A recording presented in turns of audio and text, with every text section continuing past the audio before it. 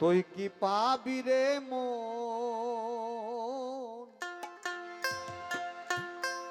ওই চরণ হয় ভক্তের দুর্লভ ধন।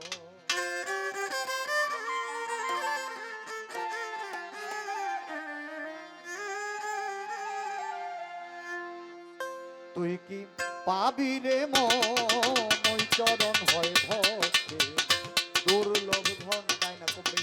তুই কি পাবি রে মন, ওই চরণ হয় ভক্তের দুর্লভ ধন।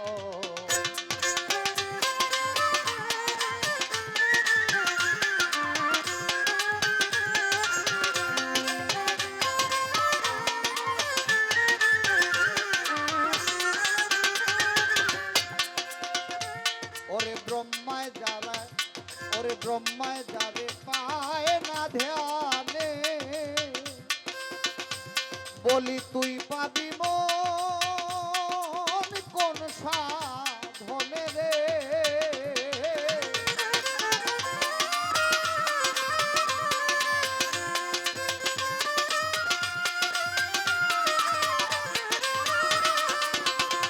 আরে ব্রহ্মায় যারে পায় না ধ্যানে, বলি তুই পাবি মন কোন সাধনে রে। ওরে ভক্ত জনায় পাইতে পারে যার গুরুর প্রতি আছে রে মন।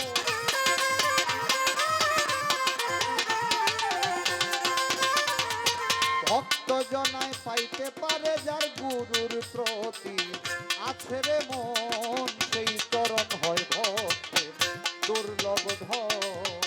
তুই কি পাবি রে মন, সেই চরণ হয় ভক্তের দুর্লভ ধন।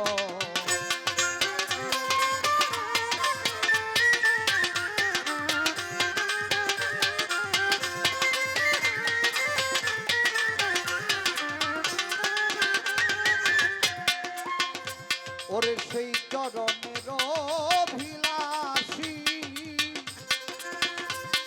ওরে শিব হইয়াছে শ্মশান বাসী গো।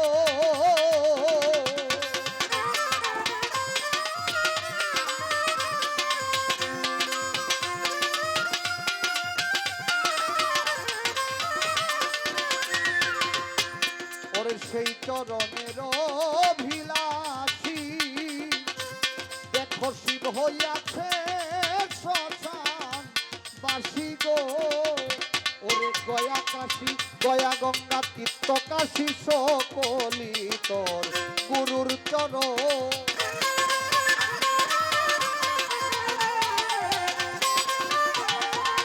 গয়া গঙ্গা তীর্থ কাশী সকলি তার গুরুর চরণ।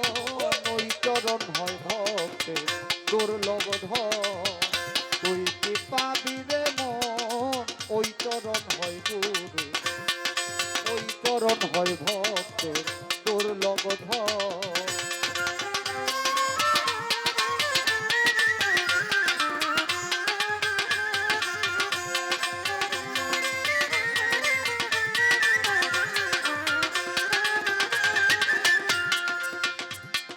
এখানে সাধক বলছে ব্রহ্মায় যারে পায় না ধ্যানে, তুই পাবি মন কোন সাধনে।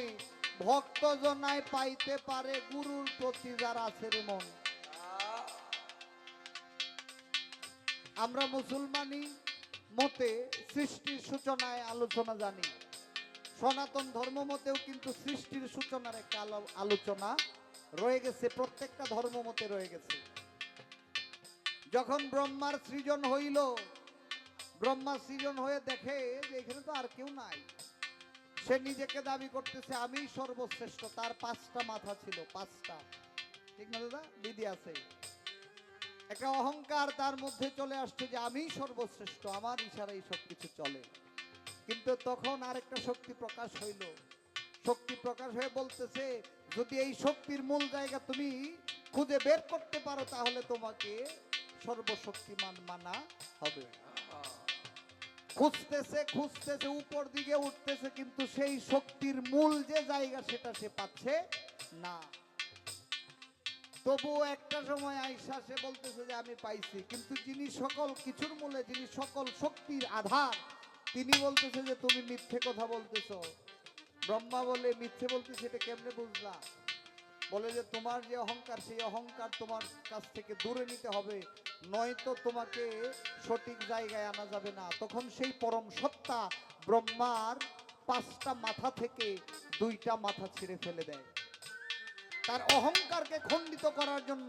যে কারণে সনাতন ধর্মের যারা, তারা ভালো জানে ব্রহ্মার এখনো 3টা মস্তক রয়ে গেছে, কিন্তু 5টা ছিল, 5টা থেকে 2টা ওই অহংকারের কারণে 2টাকে মহাশক্তি নিজের হস্তে ধরে ওইটাকে বাদ দিল, অহংকার যেন খণ্ডিত হয়।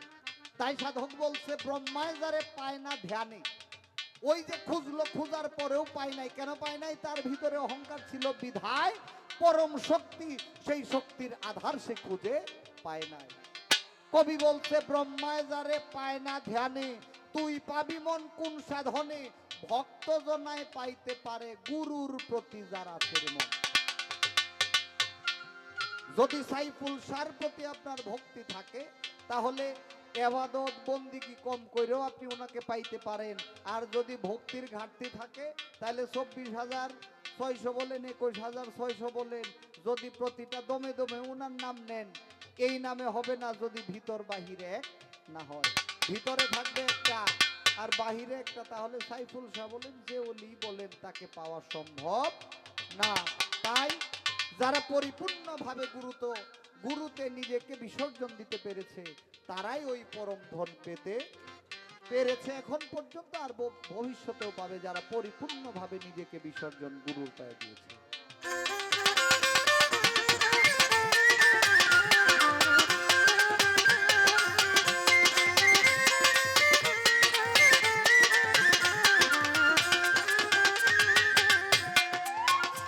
দেওয়ানা লেফ চাঁদের মন ভরসা, দেওয়ানা লেফ চাঁদের মনের আশা, শুধু লঙ্গর সারে চরণ ভরসারে।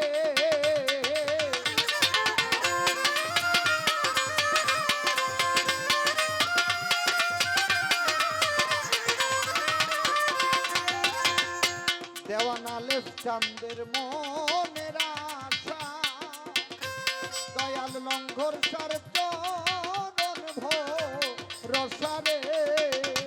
ওরে ঘাটে গেলে যেই দুর্দশা, সে তো ভোর কঠিন ভয়।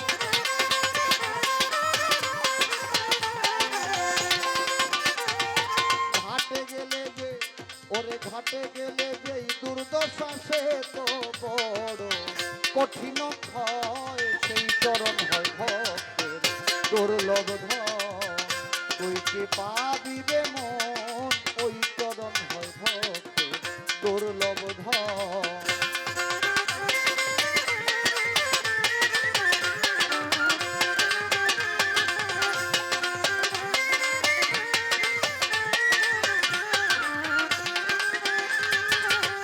তুই কি পাবি রে মন, সেই চরণ হয় ভক্তের দুর্লভ ধন। তুই কি পাবি রে মন,